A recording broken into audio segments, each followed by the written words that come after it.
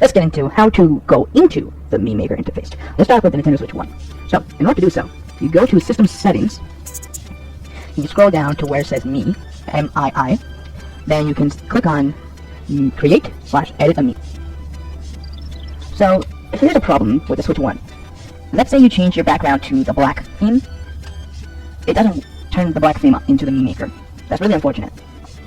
So that's gonna be a bummer for those who are using the black interface and don't want to damage the screen of their either the TV or Switch 1's tablet screen. So here's the Mii list, and you're only limited to up to 100 Miis in your collection.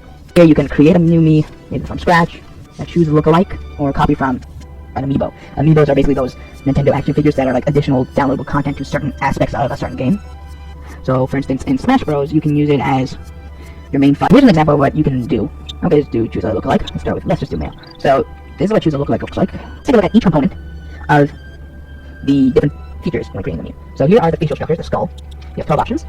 Then you have necessary makeup or mascara or cosmetics, as well as freckles and 5 black shadows of facial hair. And here you have wrinkles and neck areas and cleft chins and other options. You choose the color of the skin tone, and you go back to the skull structure. Eyebrows. Very limited. You have like I believe 23 options?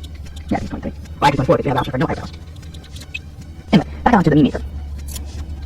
So, you go to the system settings, of course, like I just did. And once you get to Mii, so, you have the same kind of look. You know, it's on the Switch too, so let's take a look.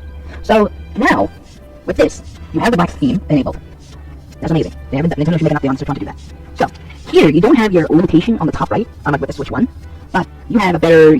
The difference is, however, with the app icons is the Switch 1 is more pointy square positioning, while this Switch 2 is more curved square. So that's pretty unique of what they want to be different whenever it's this device. So here's the Mii list. Of course, this one down, this one up. And let me see if I can see the limitation of the... No, you can't see the limitation. Here you have your start from scratch, choose lookalike and amiibo, and the send and receive. So it's basically the same thing with the list of options. Alright guys, I'm just here on my desk with both Switch 1 and Switch 2 to show you the send and receive feature. So I think you have to play in handheld mode in order to do this. So let's just figure this out. So send and receive, it's gonna load. You can't really see the whole screen, but yeah. So let's just zoom in on Switch 1. You can see my Nintendo Switch 2 recognized with it. And you can see right here, Nintendo Switch 1 recognized and Switch 2. So let's just click on both of them.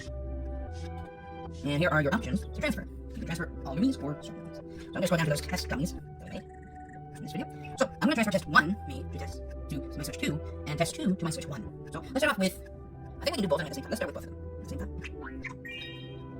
Okay, so you actually have to do one at a time. You have to go a bit of a back and forth. So we did test 2, now let's do test 1. And there you go, you have test 1 on Switch 2.